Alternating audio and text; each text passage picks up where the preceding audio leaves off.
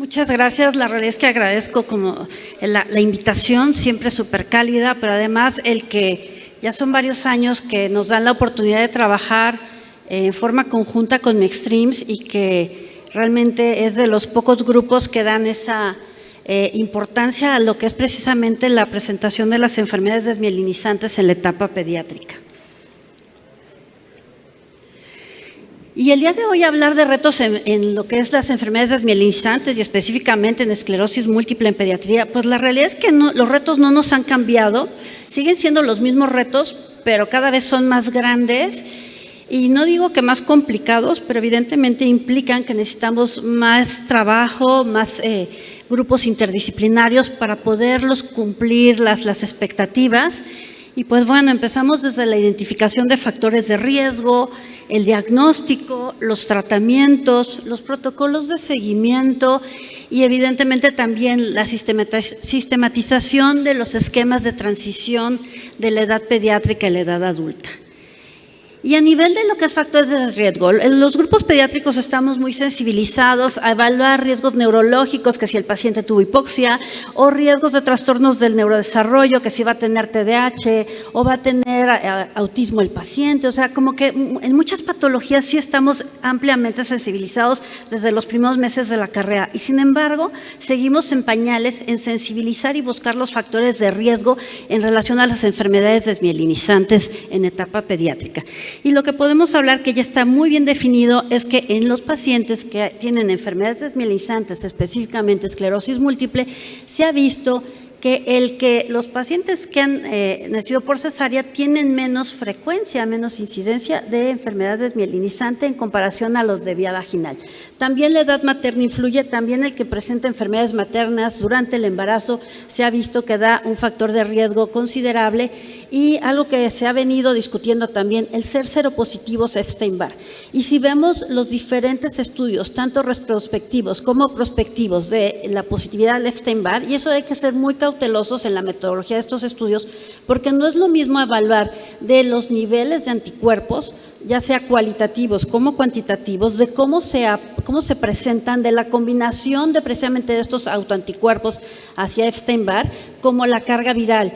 Y entonces vemos que para nosotros en pediatría no es nada despreciable el que un paciente tenga anticuerpos positivos contra Epstein-Barr, aunque no tenga carga viral positiva. Y no solamente en enfermedades neurológicas, cada vez más tenemos tanto enfermedades neurológicas, no solamente las desmielinizantes, también los trastornos de movimiento, también las epilepsias, que muchas de estas son epilepsias autoinmunes, también tenemos lo que son las hepatitis autoinmunes, también tenemos discrasias sanguíneas autoinmunes. Entonces, cada vez este contexto es mucho más amplio y la realidad que el Epstein-Barr, yo diría, no hay que menospreciarlo. Sí es cierto que las vacunas que están hasta el momento todavía no nos dan ese peso de hablar de la eficacia y de que podamos ya insistir en que sí se pongan esas vacunas, pero yo esperaría que dentro de poco realmente sea uno de los tópicos en donde sí dé un cambio, un impacto en cuanto a la evolución de la presentación de la esclerosis múltiple pediátrica. Sabemos que es un factor asociado, no es la etiología, pero es un factor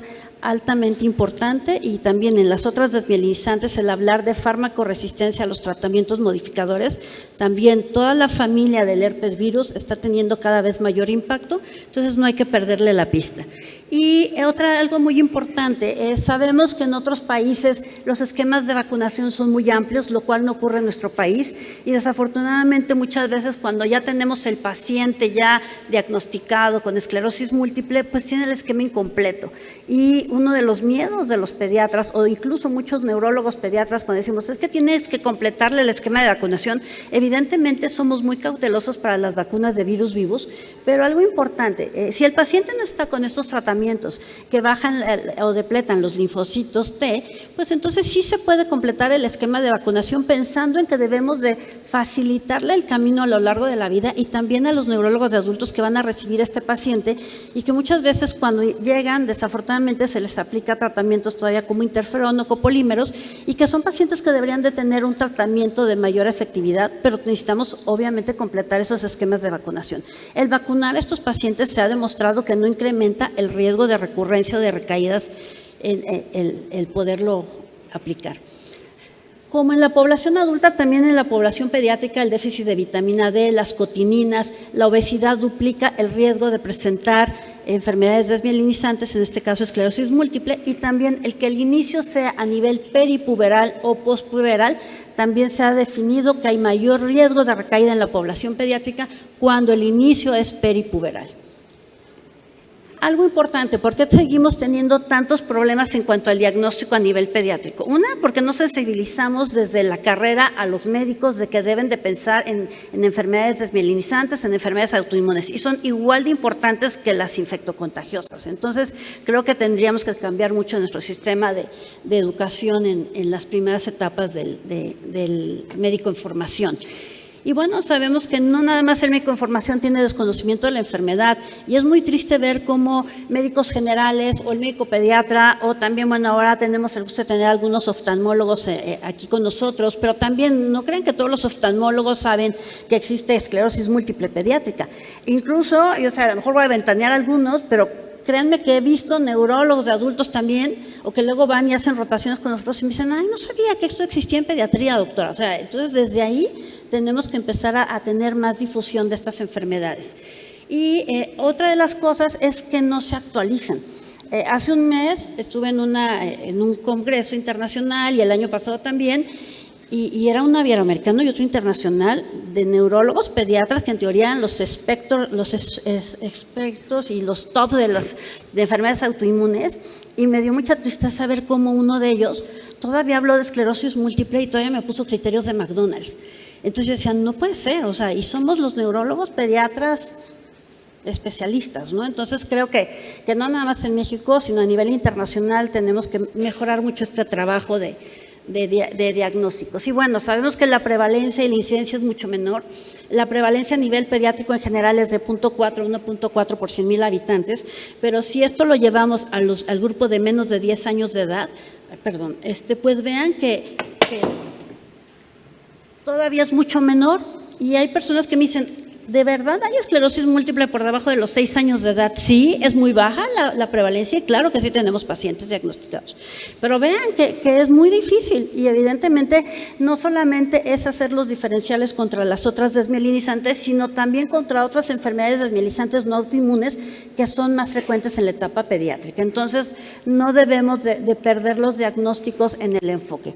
Así como tenemos muchos años de distancia en lo que han trabajado todos los grupos de adultos en enfermedades desmielinizantes, pues la realidad es que a nivel internacional el trabajo ya es de años. Y existe el Grupo Internacional de Enfermedades Desmielinizantes, en donde la doctora Silvia Tenenbaum ha sido uno de los pilares en estas, junto con otros profesores como la doctora Chitnis, y también en Alemania han hecho un trabajo muy intenso. Y ellos hicieron una clasificación con criterios diagnósticos actualizados, porque la realidad es que siempre hemos utilizado los criterios que han utilizado en población adulta, desde POSE, pasando por McDonald's, los McDonald's modificados, y decíamos, bueno, no son tan específicos y tan sensibles, pero no se hacía nada por realmente hacer algo específico para pediatría. Y esto fue de los primeros intentos. Después hubo también una actualización de estos criterios que todavía en muchos países se siguen utilizando, pero ahora sabemos pues que tenemos evidentemente la actualización de los criterios que vimos y que se nos presentaron también en Extremes el año pasado. Y bueno, es maravilloso ver las imágenes del CEMCAT, del doctor Alex Rovira, de un 7 Teslas. Y entonces el tener estos criterios radiológicos que facilitan los diagnósticos más tempranos de esclerosis múltiple, pues evidentemente ya no tenemos que estar haciendo en pediatría, esperando la diseminación en tiempo y en espacio como lo hacíamos hace muchos años, porque eso solamente incrementa la carga lesional del paciente y hay mayor discapacidad. Entonces sabemos que el tiempo va contra nosotros y tenemos que apurarnos a confirmar los diagnósticos. Y bueno, esto es muy, muy interesante. Yo sé que todos ustedes conocen estas imágenes. Y algo importante que siempre nos dicen, síntomas típicos, lesiones típicas y topografías típicas, y entonces las 7 topografías y el que tengamos ahora el signo de la vena central y el anillo paramagnético, pues parecería que nos facilitaba la vida a nosotros también los neuropediatras. Y pues con esto decíamos, bueno, para no estar regresando a ese desfase de años en cuanto a criterios diagnósticos, pues el año pasado la doctora Silvia Tenenbaum junto con el doctor Harnup hicieron esta evaluación en pacientes pediátricos, y no es un resonador de 7 Teslas, es de 1.5 Teslas, de pacientes con esclerosis múltiple pediátrica y pudieron ver que realmente también se podían identificar los mismos criterios radiológicos. ¿Cuál es nuestro problema?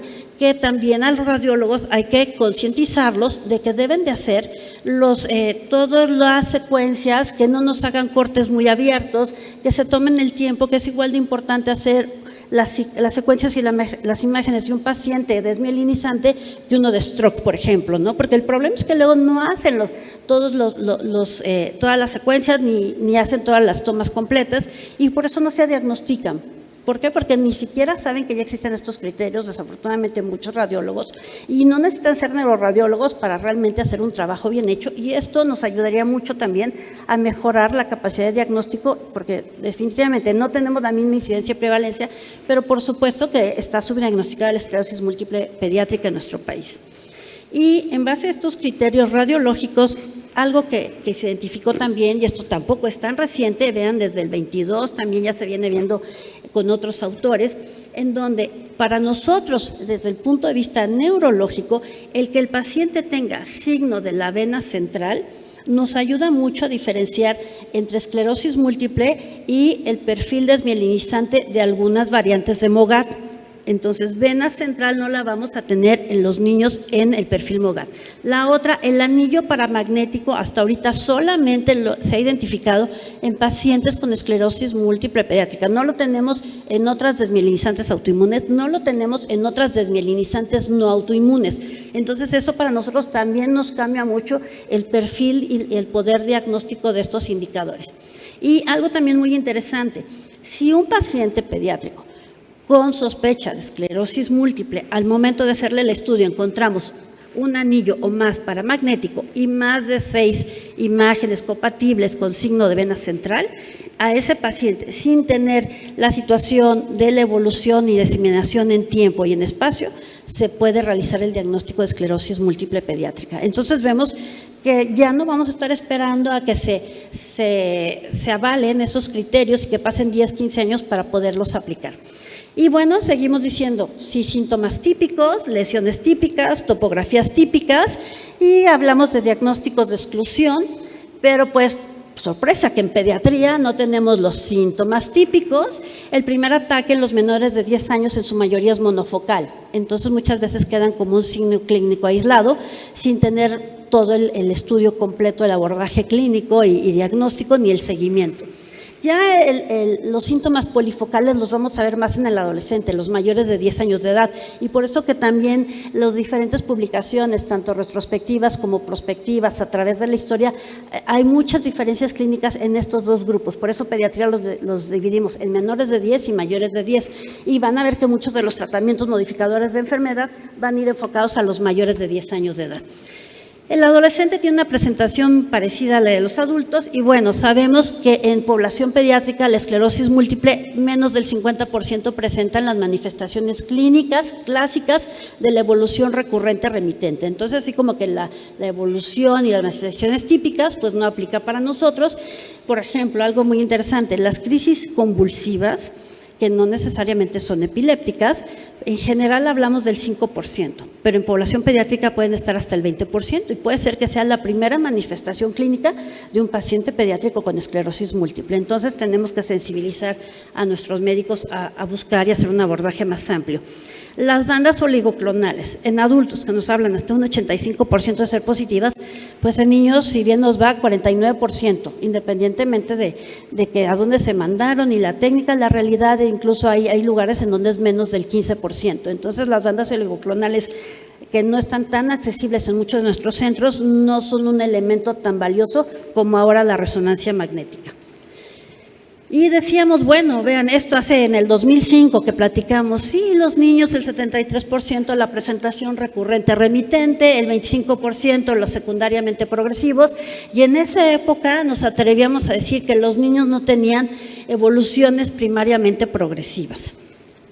Y después, en esta en esta especialización de los neuroradiólogos y que nos empezaron a reportar que la población pediátrica con esclerosis múltiple tenía más lento el crecimiento cerebral y que hacían atrofia más temprana, que también había una falla en el crecimiento del tálamo, que a mayor número de lesiones en el T2 se veía que había una relación directamente proporcional al volumen, también al volumen talámico, y entonces esa famosa hipótesis que la venimos arrastrando durante años, que sí, que el niño acumulaba lesiones, el niño hacía más atrofia, pero el niño era casi Superman y el niño no se deterioraba, y el niño tenía menor discapacidad motora. Sí, al inicio, pero tiene mayor discapacidad cognitiva. Entonces, la importancia de empezar diagnósticos en forma temprana y además tratamientos inmediatos es un impacto en esa discapacidad cognitiva y no solamente irnos para las escalas motoras.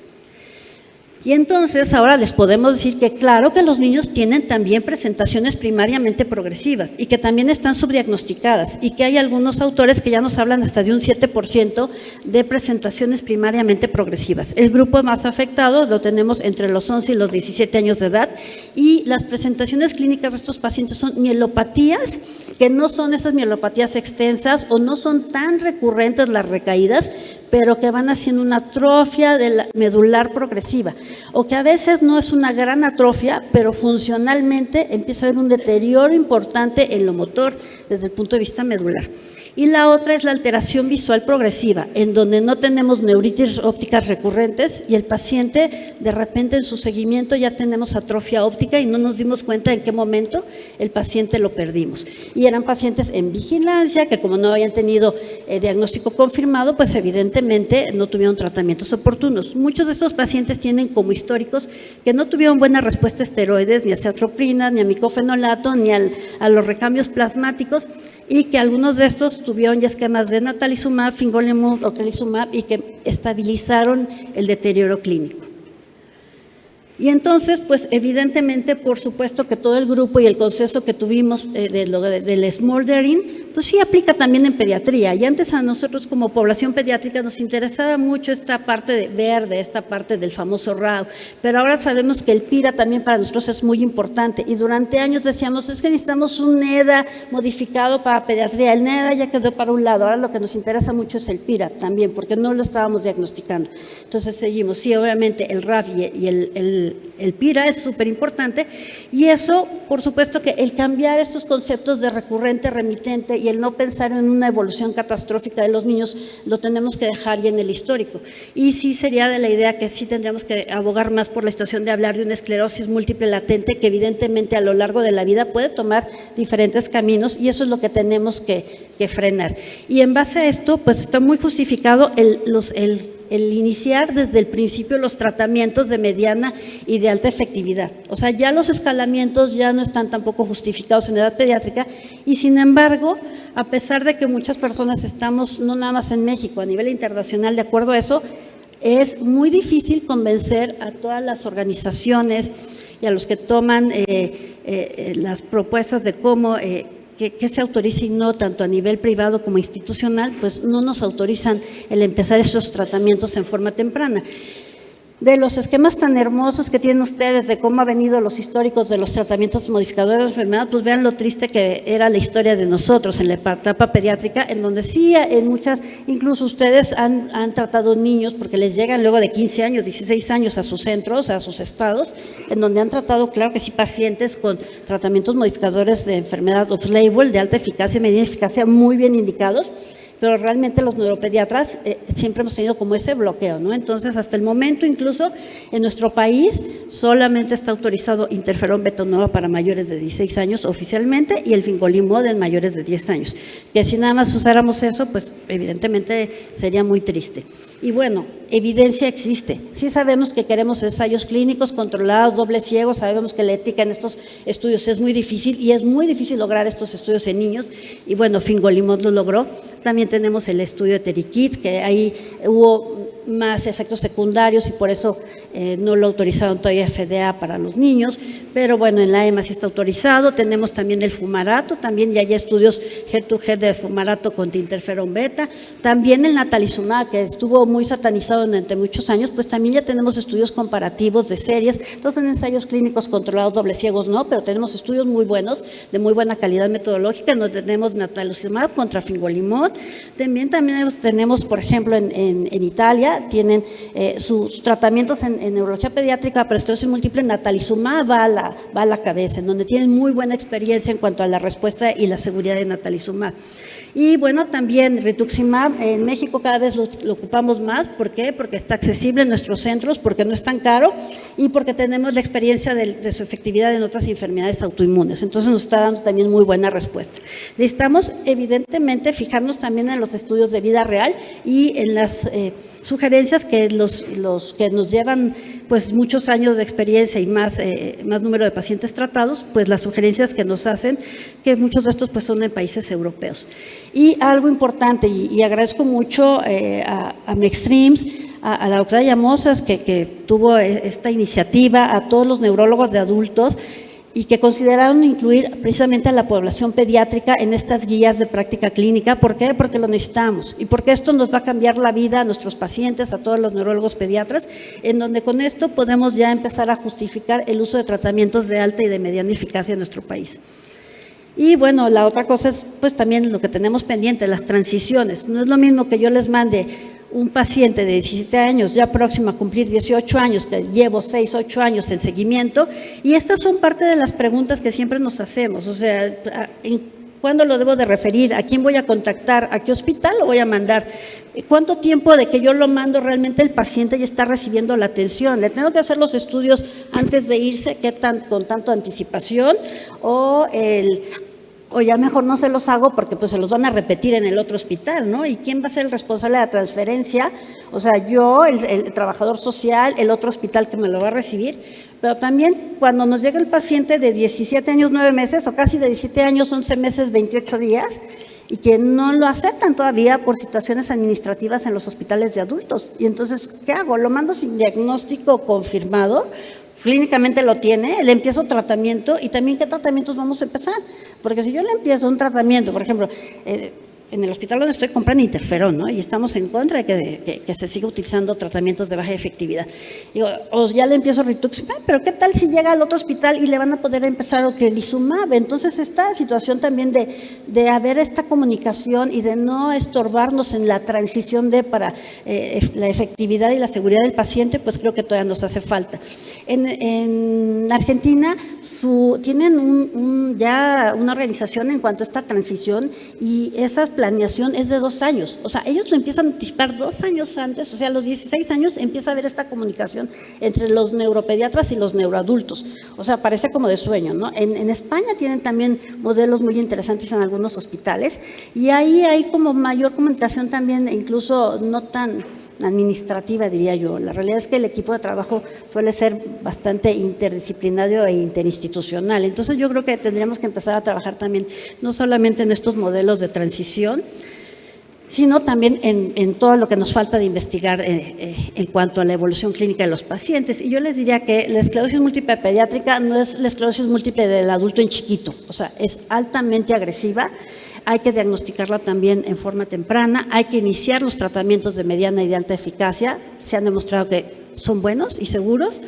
Necesitamos vigilar estos algoritmos, porque ahorita en las guías van a ver que en el cuadro que les presentamos, pues vienen estos tratamientos, todavía entre comillas off-label, pero que ya se han sido utilizados en varios países y que tienen una gran evidencia, y que seguramente para el próximo año ya vamos a tener también ya la publicación de otros 2 ensayos clínicos controlados y podamos subir ya en forma oficial que ya no nada más vamos a tener 2 tratamientos autorizados en nuestro país para el tratamiento de los niños. Necesitamos seguir haciendo el tratamiento personalizado, conocer y generar evidencia del perfil clínico de los pacientes con esclerosis múltiple pediátrica y bueno, continuar en colaboración con todos los hospitales que llevan tanto en niños como en adultos el diagnóstico y tratamiento de estos pacientes. Muchas gracias.